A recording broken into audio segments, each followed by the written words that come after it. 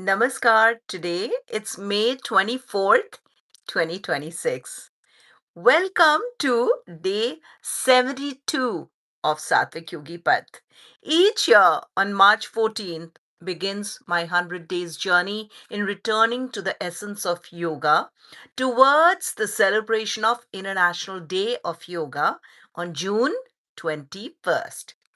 This year, I chose to revisit Maharshi Patanjali's Yoga Sūtra and share my daily practices inspired by it. Yesterday, we explored the nature of the seer, pure awareness. Today, Maharshi Patanjali explains why the seen exists at all. Maharshi Patanjali says that everything you experience, everything, the world, the mind, the body, the emotions, the relationships, exists for the seer's journey toward clarity and liberation. Every experience. This is the essence of bhog and upper bhog and upper experience and liberation. Bhog, experience and liberation. So let us recite Yoga Sūtra 2.21, or on day 72nd we recite the 21st Yoga Sūtra from the second chapter, Sadhana Pad. So, what's the Yoga Sūtra? It is Tadarth eva drishya syatma.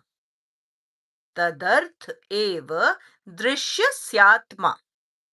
Now, the scene exists solely for the purpose of the seer.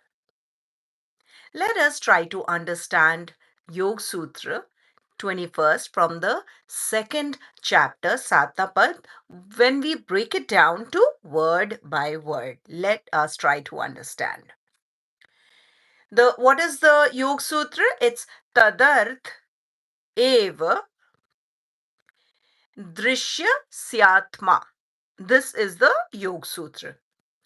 Now, Tadarth is made of two words. This is Sanskrit. Tad arth. For that purpose. For the seer. Eva. Only. Solely. Drishyaya. Of the seen. And Atma is the essence, the nature. So the meaning of Tadarth eva drishya Tadarth eva drishya yatma syatma drishya yatma. Meaning is the seen only exists for the seer. Before I move on, let me quickly give a shout out to Thanga Raja Rakan P3K60.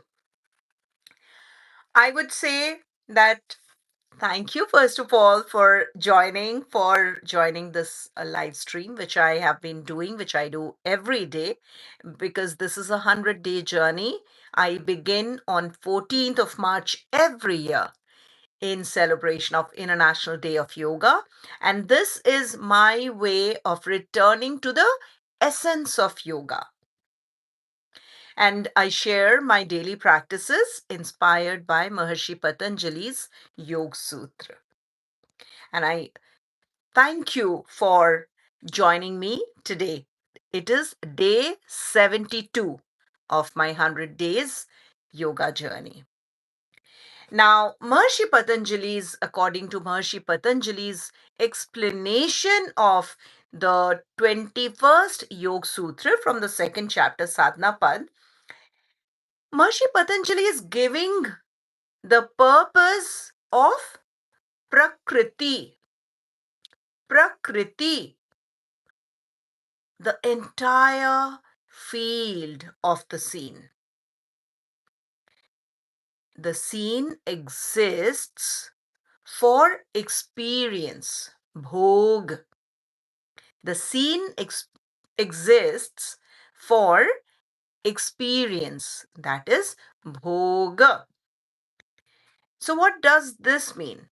This means life gives you situations, emotions, relationships, challenges, joys, patterns.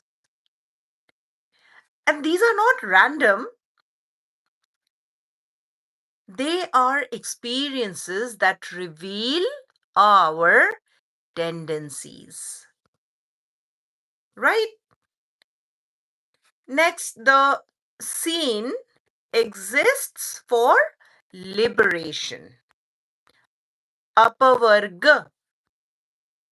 So, first, scene exists for bhog experience. What are those situations, emotions, relationships, challenges, joys, patterns? And then scene exists for liberation. Apavarg. Every experience has a second purpose, to show what binds you, to show what frees you. Frees you. Not freeze you. To help you see clearly and to help you return to your true nature. So every experience for the seer is a step towards clarity. The scene exists for experience, that is bhog, and liberation, that is apavarg. Nothing in life is wasted. I want to share this with you today. I always believed in in my life that no little effort, and I say this, I said this many times, and I to myself, that no little effort goes wasted, and nothing goes wasted. No little experience, even if it's a momentary experience, d- it has a purpose. Nothing goes wasted. And today, as I was revisiting this Yoga Sutra, and I took a closer look that it's so true. All experiences that we go through is, is a step towards clarity. Nothing in life is wasted. Every moment is a mirror. Every situation is a teacher. Every pattern is a message. And life is not happening to you. Life is happening for you. This Yoga Sutra changed my way of looking at life. When I used to say, oh, this life is happening to me. So I was at the center. So life is happening to me. But this Yoga Sutra opened my eyes that life is happening for me. For me. So here, life is at the center. So life is not happening to you, but life is happening for you. So I have this beautiful analogy to share with you so we understand this a little bit more. A story from our daily life. From our daily life. Now imagine this. You make your morning, if you're a coffee or a tea drinker. So you make your morning beverage, whatever it is, coffee or tea. As you walk, few drops spill. Has it ever happened to you? Well, I try to be very careful not to spill even a single drop, but sometimes it happens. Just imagine you're making your morning coffee or tea or whatever, and as you walk, a few drops spill. I'll be honest, it does sometimes. For a moment, irritation rises. But then you pause and notice. You were rushing. Your mind was ahead of your body. Your breath was shallow. You were not present. The spill becomes the teacher. I want to tell you this that yes, when few drops spill, definitely irritation rises. Because now I have an additional job to get a napkin or a washcloth or something. First, I have to put the coffee down or tea down and then get back there, get a washcloth or napkin or whatever, and then wipe it off. And of course, irritation rises. But then you pause and notice. We normally start drinking. Once the job is done, cleaning and everything, start drinking. We don't even think about it. So when you pause and notice just over the spill, was I rushing or my mind was ahead of my body? Or maybe I was not present. The spill becomes a teacher. It shows your pace. It shows you your mind. It shows you your pattern. This is the meaning of Yoga Sūtra 2.21. The scene exists for the seer. Life is not against you. Life is guiding you. Every experience, even a small spill, is here to help you see clearly. So I hope next time, even a drop you spill, you would pause and notice. Was I too fast? Was I rushing?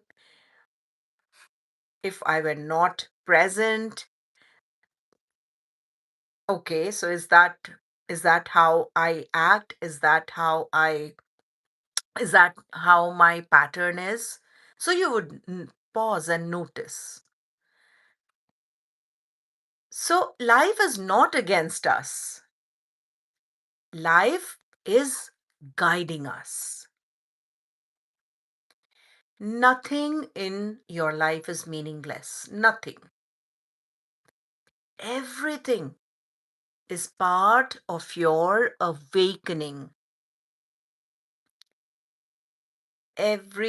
You can say this to yourself. Everything, every experience is for me, not against me. So, what are we practicing today? We notice one experience and then we ask, what is this teaching me? And then gentle repetition of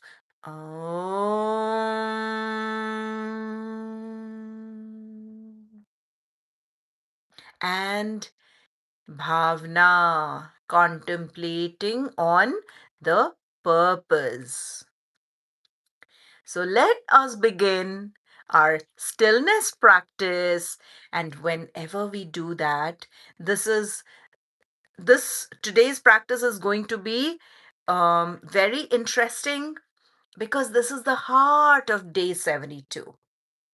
This is this is going to be amazing, I can tell you. So I would, at this time, before I begin my practice, just sit using your sitting bones, not on your tailbones, making sure your back and spine is straight and you're looking at a point at the eye level right in front of you with your chin slightly tucked in. You may roll your shoulder if you have to, so your chest opens up and and you slightly tuck in your chin. And now, with a smile on your face, let's begin our practice of stilling the breath stillness. So let the body become steady and let the breath soften. Just breathe in, breathe out without judgment. Just observe. You begin with observing your breath. And you allow your mind to be in the present moment. That you're seated right now here. You have a beautiful smile on your face. You have one hand gently placed over your nabhi, the navel. And as you breathe in, the nabhi extends the area. And as you breathe out, it distends. That's your awareness. You are allowing your mind to be in the present. And this will create the inner space. This will create the inner space needed for clarity.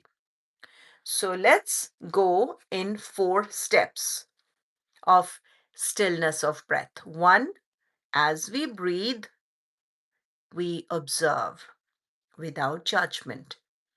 As we breathe with awareness, that's the 2nd step. The 4th step, we breathe, but this time with awareness, we equalize our breath. Inhale to exhale. And then the last one in stillness of breath is that we lengthen our exhalation from the inhalation.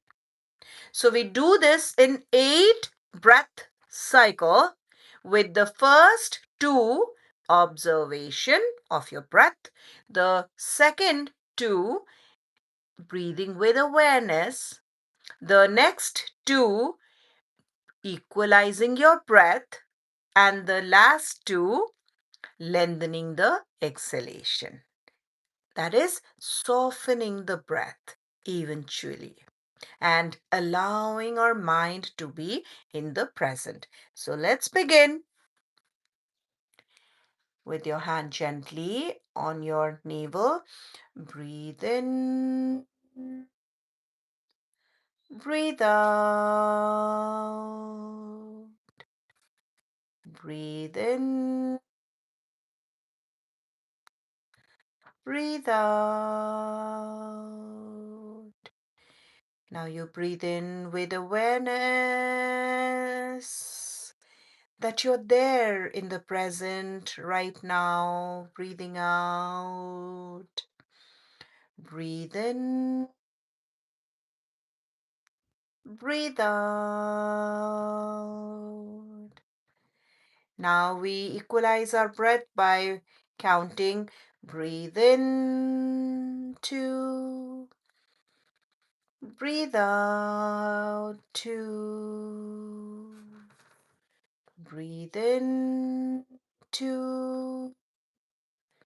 Breathe out, two. And the last one, we lengthen our exhalation. We breathe in for two, we breathe out for four. Breathe in, two. Breathe out, two, three, four. Breathe in, two. Breathe out, two, three, four. And just stay like that with your smile on. Relax the space between your eyebrows, your chin still tucked in slightly, your back and spine straight, your body is steady, your mind is focused, your focus to your navel region and on your breath. Your breath is softly rising and falling on your navel and release. This is how you can settle your breath, which also means allowing our mind to be in the present. Next, we move on. From today, you would bring one small experience. Notice one small experience, and we would bring that experience into awareness. We choose something simple as maybe a conversation from today's experience, or a reaction. For example, how you reacted when you spilled few drops of coffee or whatever, or a moment of stress or a moment of joy from today, and a feeling. It could be a feeling that stayed with you, and it does not have to be dramatic. Even a small moment is enough. Okay, so let me think of a moment um, from a conversation I had with my family, my dad and my siblings this morning. Just that. It does not have to be what exactly happened in the conversation, what exact topic was going on, doesn't matter. It's just the moment, a conversation. And that I would bring into that's an experience. So I would try to bring that small experience from today into awareness. So when we do this, when we notice, we pause and notice one experience, this step will teach us how to observe rather than react. This is a very, very interesting step, because instead of reacting, we are learning to observe. Observe. Then we ask gently, what was this moment here to teach me? Any experience from your today. So what was this experience was here to teach me, which is the essence of Yoga Sūtra 2.21. So we could look at life as a teacher. We could see purpose instead of randomness. We could shift from judgment to understanding. We can recognize that the scene exists for the seer. So the moment we shift from judgment to understanding, we are focusing on the purpose. We are looking at life as a teacher. So the experience as a teacher. And when we do this, we recognize that the scene, the experience, is in existence for the seer, pure awareness. So you ask this, but the answer should come without any force, naturally. And we don't analyze it. We just allow the insight to arise. And now we chant Om. It's optional. We have practiced before 3 times. So how do we do it? The the O, the it rises in the belly, it moves through the chest, and it softens at the lips. So let us practice Om as we take a deep inhalation, and with exhalation, we chant Om. Again, it is entirely optional, but you could practice if you can, if you like, you can practice with me. So again, make sure back and spine is straight and your chin is slightly tucked in and you're still smiling.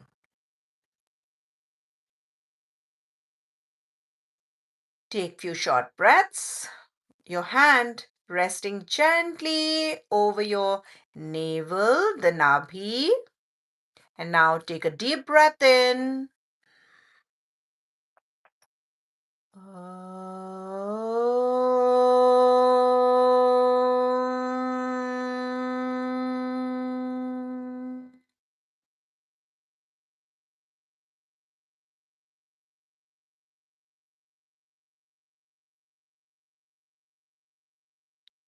Take a deep breath in.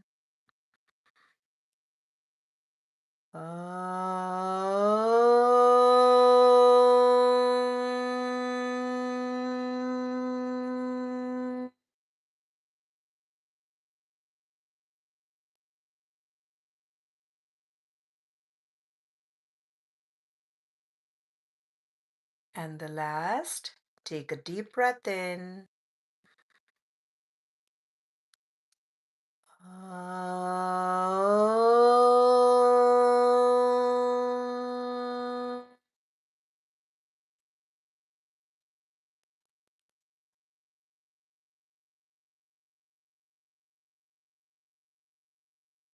Just stay like that.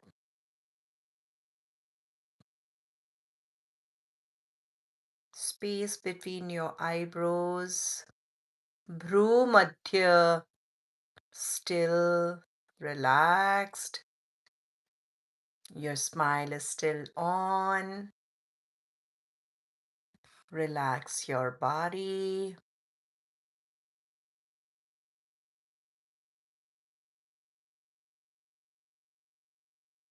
And now contemplating on the purpose.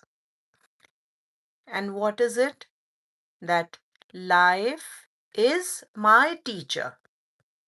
Remember, no experience goes wasted. Life is my teacher. And this bhavna, this contemplating on the purpose, aligns perfectly. Now,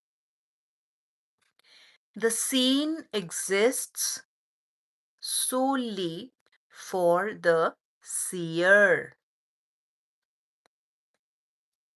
So, what is this teaching us? This is teaching us that we trust our experiences. We learn from our patterns.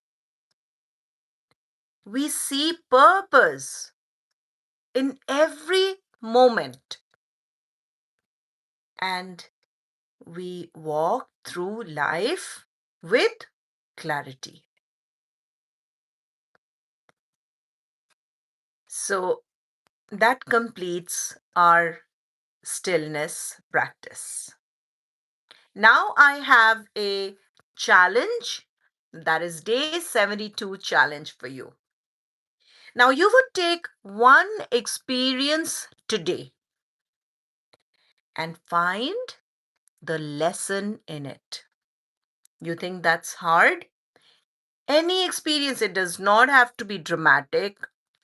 Any experience from today, you would pause, you would notice, and then you would ask yourself, what this experience can teach me or taught me.